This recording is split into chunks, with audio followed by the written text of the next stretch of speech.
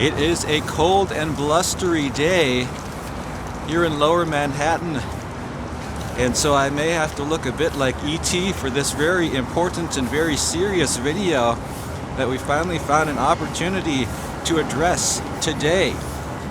And so here we are on the site of the former World Trade Towers, or Twin Towers. I'm going to move this in a little bit because it's very, very windy today, and I got to get the mic, which is over where you are, close to me as possible. So we're going to take a look around this site, a site that on one other occasion I found myself passing through here, and I knew what it was, but I didn't stop because I was busy. I had to go someplace, and I just couldn't believe it after the fact that I would do such a thing.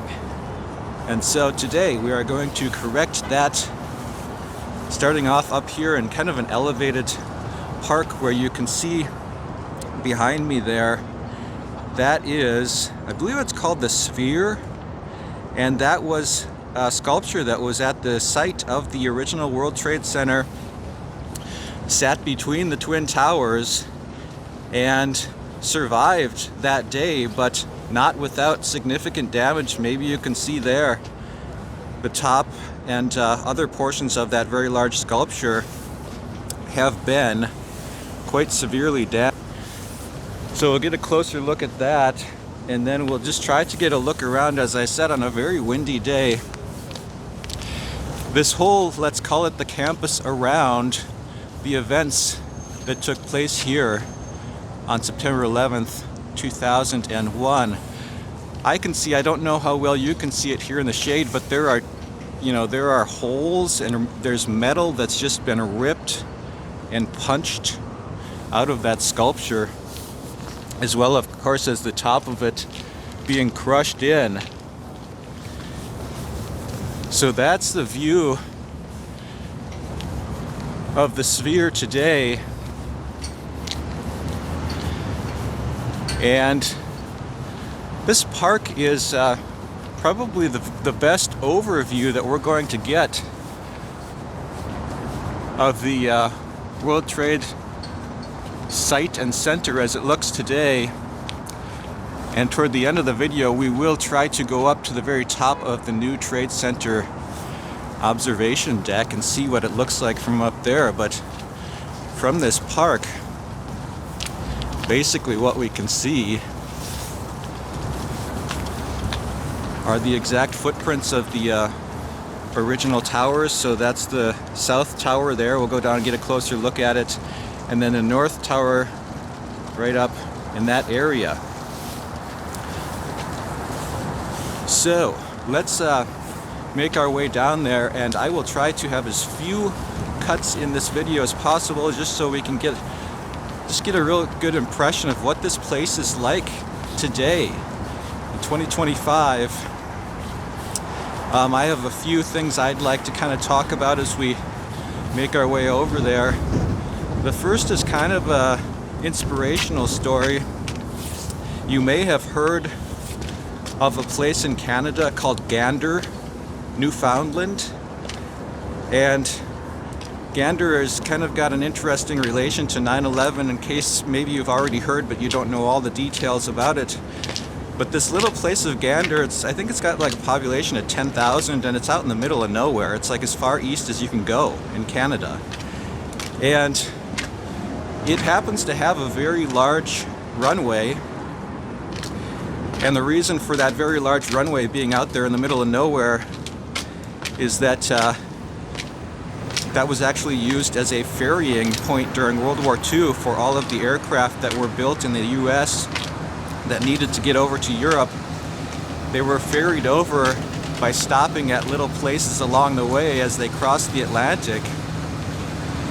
Gander was one of those stops. And basically the pilots would just navigate these fighters and bombers and such across the Atlantic from one island to another, navigating just with the stars.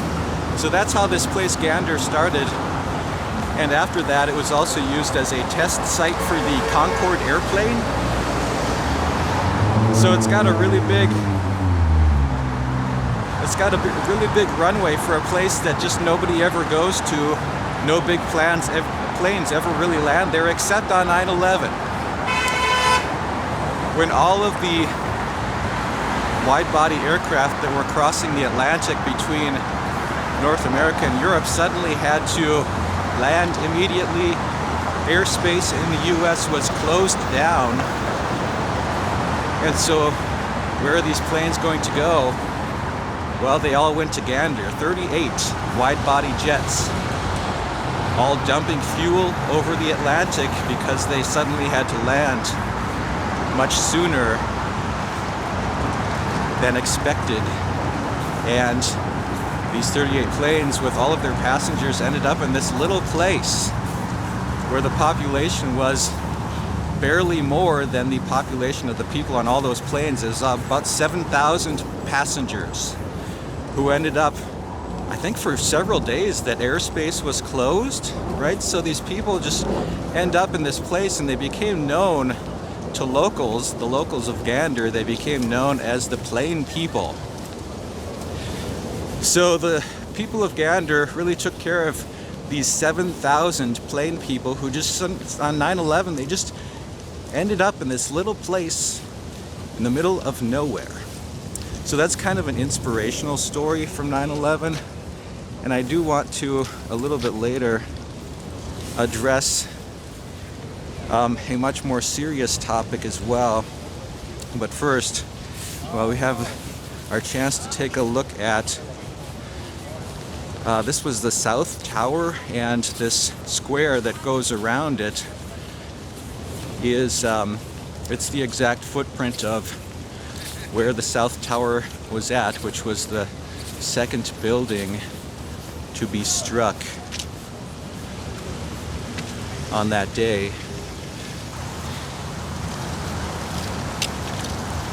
And so this is part of the whole memorial thing that they've got down here today, where the towers once were. So the next thing that I want to, as we make our way to the North Tower, is much more serious. And for anybody who, you know, may have had family in these towers or something like that, at your own discretion, continue watching. You may not want to watch this part of the video because I do want to address something very tragic, and we do on this channel not shy away from those kind of topics. And so one of the things I think about 9/11 that was not especially well known or covered very much is a much more serious part of that day, and that was all of the people who were up in the towers and had to make a very difficult decision, being up above where the planes had gone in. And each of those people up there, I mean, they had to decide, right, for themselves. I don't want to get too graphic about it, right? But let me say this: there were as many as 200 people, they believe, who made the decision to come down the only way that they could. And there was one of those people, one of those approximately 200 people, was somebody who we still don't know to this day who that person was, but they were captured by still photography. A person with a camera happened to capture one of those people in the backdrop of the towers, and those, you know, those metal grates that so characterize those two towers. And that person, the picture of them, was featured in the New York Times on September 12th, so the day after 9/11. And the picture is just, it's very striking. It's a stunning thing, and it became known as the falling man. And like I said, the falling man, we don't know to this day who that person was, because the picture just isn't quite, you can't identify the person. You can only sort of, it's a picture that brings a lot with it. It just sort of has a lot of like stuff around it about what it's like to be human. These events that are so tragic. As I mentioned, Gander was sort of an inspirational aspect of 9/11, but Falling Man is very much on the exact opposite of that life spectrum, where you have these amazing goods and these such tragic aspects to things as well. So that is, I needed to get a little heavy with you on that topic, because I think that's a topic that it just gets right to the heart of this, to all of this, and it's something that probably is not covered as much in all of this as perhaps it should be. So we've arrived at where the North Tower was, and I think we've probably gotten a pretty good look at this point of what this whole area looks like today. And now I would like to spend the rest of this video doing something that perhaps will be interesting to myself and to everybody else. I have never been to the top of that World Trade Center #1, the post 9/11 tower. So I'm gonna see, can we get up to that observation deck today and see what things look like from up there.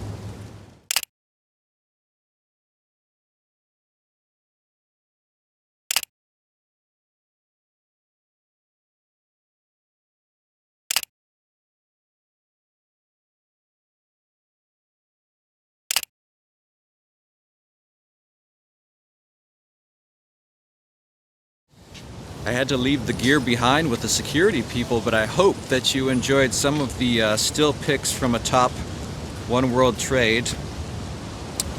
And in conclusion, this place kind of reminds me of the lyrics from that song which state, in a New York minute, everything can change.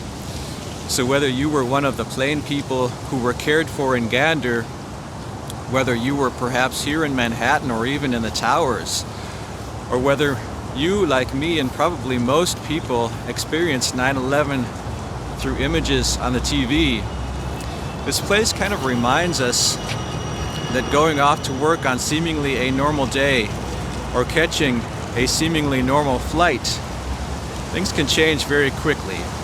And hopefully we can all keep that in mind. So I'd like to invite you to join us for our next adventure, wherever that might be. And until then, goodbye.